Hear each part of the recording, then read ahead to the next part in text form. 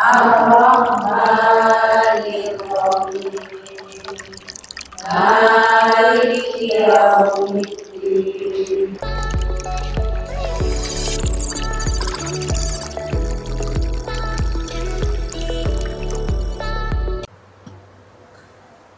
Assalamualaikum warahmatullahi wabarakatuh.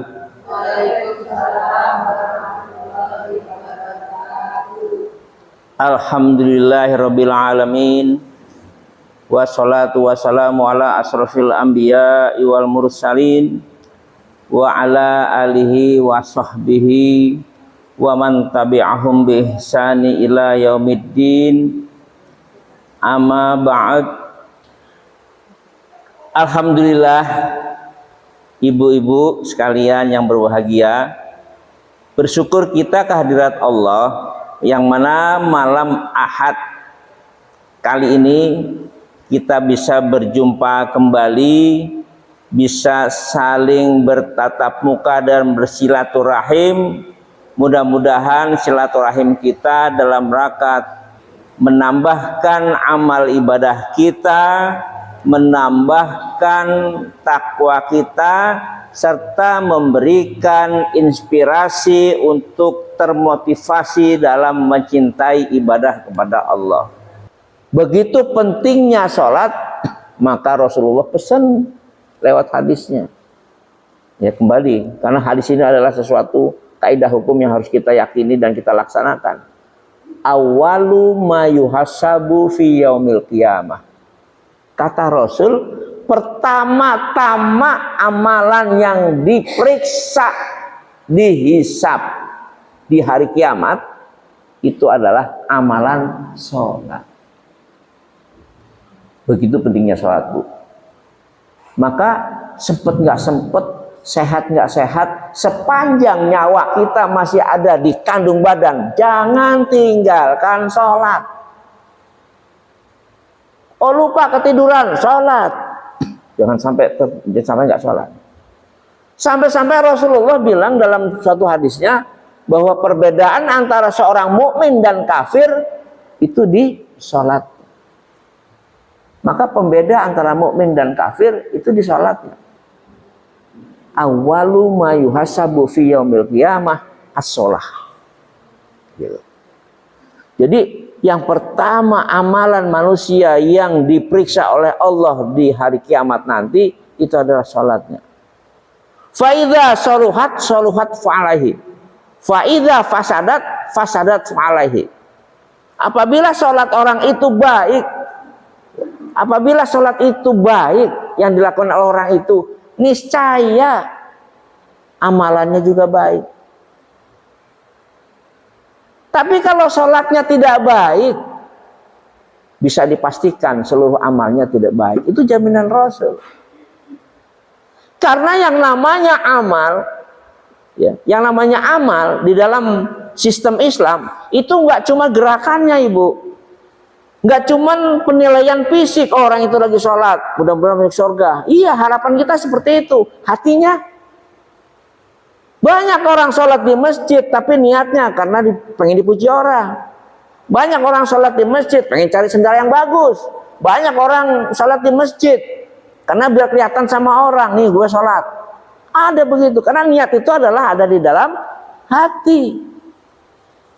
Disinilah yang namanya amal ibadah, luar dalam, all out. Nggak boleh ada yang diumpet-umpetin. Secara fisik sama, tapi niat setiap orang pasti berbeda. Maka Allah di dalam Al-Quran menyatakan, Allah di dalam menguji umat manusia, hambanya yang takwa atau yang tidak takwa, itu digelar karpet. Bahasanya gitulah yang kamu. Digelar karpet, ada yang warna hitam, ada yang warna putih. Siapa orang yang senang di karpet yang hitam, berarti dia senang dengan kemaksiatan. Siapa orang yang senang kepada karpet putih, berarti dia senang kepada kemaslahatan. Dan Allah berikan kesempatan sama buat manusia. Subhanallah. Maka kita sering diajarkan doa oleh Rasulullah. Allahumma arinal haqqo haqqon warjukna tiba'ah. wa arinal batila batilan warzuqna tinabah. Apa itu maksudnya?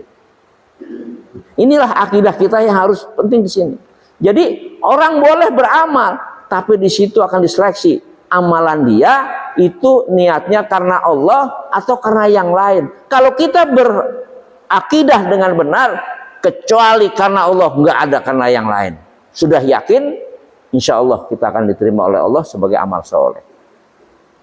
Kita berdoa, Bu, mudah-mudahan dengan taklim seperti ini, ya, hati kita sedikit demi sedikit yang tadi berbulu atau kena noda hitam, mencoba untuk mencucinya. Kita mereview dalam arti apa? Tazkiyatun nafas. Oh iya, saya sering punya pikiran seperti ini, seperti itu. Ternyata kita punya pikiran salah, maka kita nggak boleh lagi punya pikiran yang sifatnya negatif-negatif. Nah, mulai kita belajar. Nah, disinilah perlunya taklim. Maka, Bu, ciri dari orang yang sering taklim dengan yang tidak taklim harus beda. Kalau sama ya percuma taklim gitu loh. Bukan berarti taklim datang ke masjid nggak dapat pahala, itu beda lagi urusannya. Karena orang datang ke masjid, angkanya pun dihitung kebaikan. Langkah ke masjid per langkah itu dihitung kebaikan. Ada taklim, mengamalkan apa yang menjadikan pelajaran itu juga baik, mendengarkan juga baik. Jadi baik itu ada baik, cukup baik, baik sekali, sangat baik. Nah, kita cari yang sangat baik. Ya, kira seperti itu. Walaupun Allah dalam Al-Quran dikatakan bahwa umat manusia itu penuh dengan kelemahan. Al-insan mahlul khata' wa nisyan. Dengan kelemahan itu la yukallifullahu nafsan illa wus'aha. Allah tidak akan membebani, tidak akan memberikan beban kepada manusia di luar kemampuan. Umat manusia itu penuh dengan kelemahan. Al-insan mahlul khata' wa nisyan. Dengan kelemahan itu la yukallifullahu nafsan illa wus'aha. Allah tidak akan membebani, tidak akan memberikan beban kepada manusia di luar kemampuannya. Allah Maha tahu apa yang bisa dilakukan oleh manusia. Itu. Tapi jangan mentang-mentang Allah memberikan keringanan sesuai kemampuannya. Ya Allah, gini aja lah. Begini juga nggak apa-apa. Allah juga Maha tahu. Nggak begitu cara menafsirkannya. Kita tetap berusaha dengan semaksimal mungkin dengan upaya yang kita miliki. Perkara ada yang tidak sempurna, perkara masih ada yang salah, perkara masih kurang tepat, tapi kita berusaha maksimal. Nah, itu baru kita katakan yang namanya manusia keterbatasan dalam ilmu. Tapi kalau belum ya Allah, terserah Allah, Allah Maha tahu. Udahlah, kita nggak sholat juga Allah tahu kalau kita lagi sakit panu gitu, nggak bisa gitu juga. Jadi harus benar-benar istiqomah, benar-benar semangat. Dengan semangat itu mungkin masih ada yang kurang, biarlah Allah yang akan menilai selanjutnya. Itu seperti itu. Mari ibu-ibu, di penghujung acara ini kita membaca doa kafaratul majlis bersama-sama untuk menutup kajian ini. Kita berharap mudah-mudahan kajian kita di setiap malam Ahad atau malam-malam lain di masjid yang lain senantiasa bisa memberikan lukisan-lukisan yang lebih baik, sehingga semakin taklim hati kita, perilaku kita senantiasa menjadi yang lebih baik. Bismillahirrahmanirrahim. Subhanakallahumma wa bihamdika asyhadu an la ilaha illa anta astaghfiruka wa atubu ilaik. Assalamualaikum warahmatullahi wabarakatuh.